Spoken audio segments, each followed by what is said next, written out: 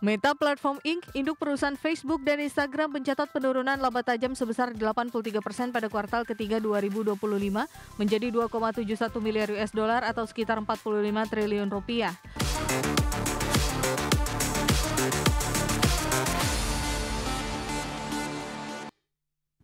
Pemirsa, Meta Platforms Inc., induk perusahaan Facebook dan Instagram mencatat penurunan laba tajam sebesar 83% pada kuartal ketiga 2025 menjadi 2,71 miliar US dollar atau sekitar 45 triliun rupiah. Penurunan tajam ini terutama disebabkan oleh pembayaran pajak besar di Amerika Serikat senilai 16 miliar dolar Amerika.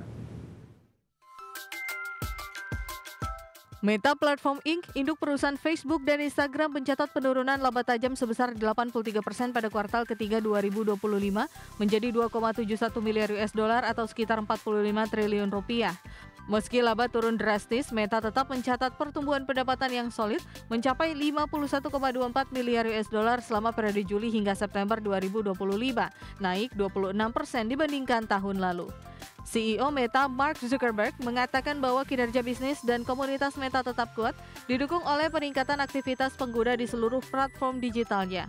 Namun, lonjakan pajak korporasi di Amerika Serikat menjadi beban signifikan yang menekan keuntungan bersih perusahaan secara keseluruhan. Meta kini berfokus pada investasi besar-besaran di bidang kecerdasan buatan untuk memperkuat posisinya di industri teknologi, di mana Zuckerberg baru-baru ini membentuk Meta Super Intelligence Labs, sebuah divisi baru yang merekrut banyak pakar AI dari perusahaan pesaing dengan tawaran gaji hingga jutaan dolar per tahun. Divisi ini bertujuan mengembangkan teknologi super intelligence dan memperkuat inovasi di bidang perangkat pintar termasuk kacamata AI yang tengah digarap perusahaan. Selain itu, Zuckerberg menyebut langkah tersebut sebagai investasi jangka panjang yang dapat membawa Meta memasuki era baru. Ia menegaskan Meta Super Intelligence Lab telah menunjukkan kemajuan pesat sejak awal dibentuk dan potensi AI akan menjadi motor pertumbuhan utama perusahaan di masa mendatang.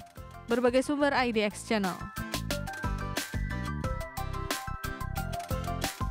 Pendapatan iklan YouTube menembus angka 10 miliar dolar Amerika untuk pertama kalinya dalam satu kuartal. Capaian ini turut mendorong kinerja induk perusahaan Alphabet yang melampaui ekspektasi Wall Street pada periode Juli hingga September 2025.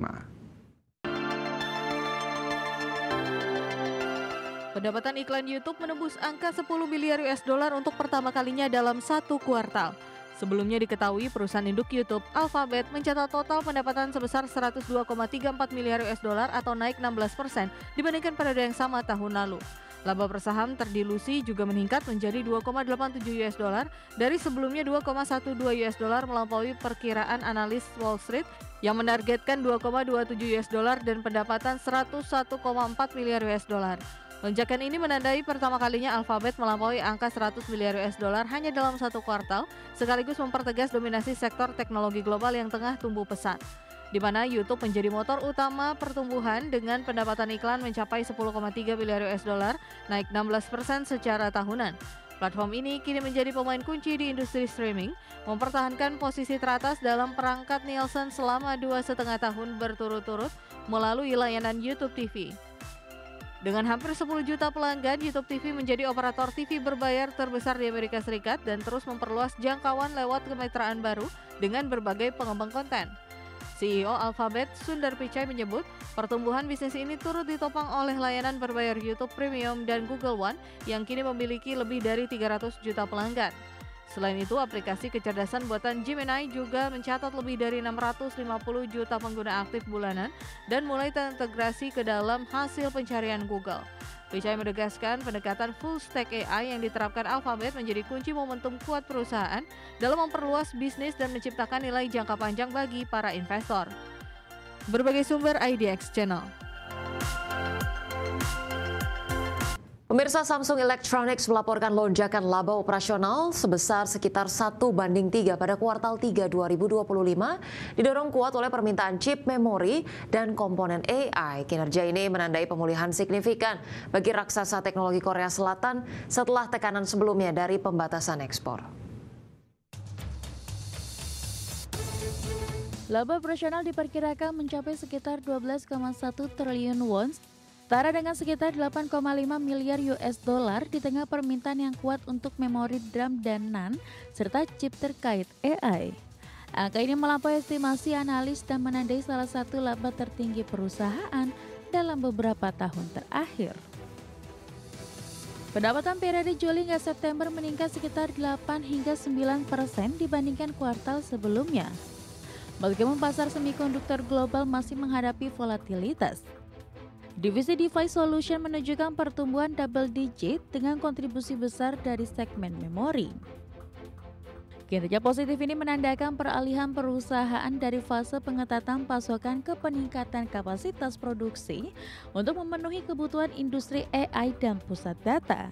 Namun risiko terkait harga chip, dinamika perdagangan global, serta potensi perubahan kebijakan ekspor tetap diwaspadai analis. Saham Samsung melonjak seiring pengumuman laba mencerminkan optimisme investor terhadap prospek pertumbuhan permintaan memori dan komponen AI di masa depan. Perusahaan berencana meluncurkan update produk dan memperluas kapasitas produksi untuk menjaga momentum pertumbuhan.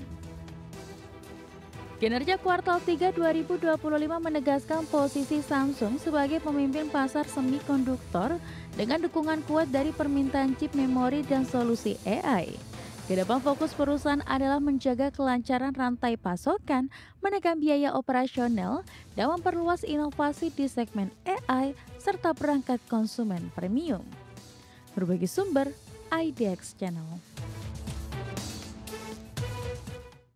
Pemirsa, Starbucks membukukan kenaikan penjualan global sebesar 1% pada kuartal pertama 2025, namun margin keuntungan perusahaan tertekan akibat lonjakan harga biji kopi Arabica.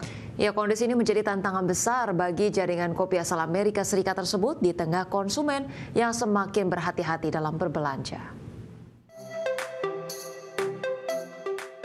Starbucks membukukan kenaikan penjualan global sebesar 1% pada kuartal pertama 2025, namun margin keuntungan perusahaan tertekan akibat lonjakan harga biji kopi Arabica.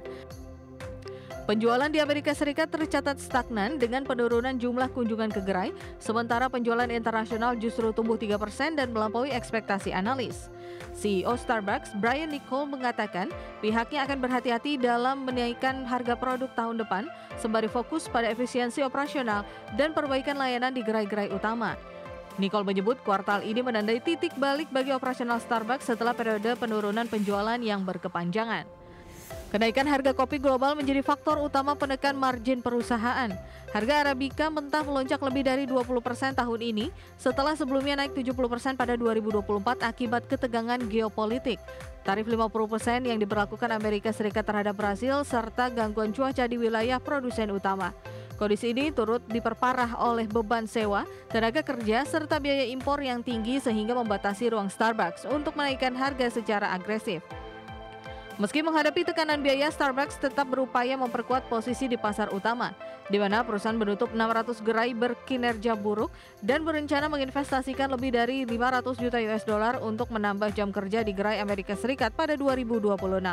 Di China, pasar terbesar kedua penjualan justru naik 2% setelah perusahaan menyesuaikan harga produk dan menghadirkan menu lokal yang lebih variatif.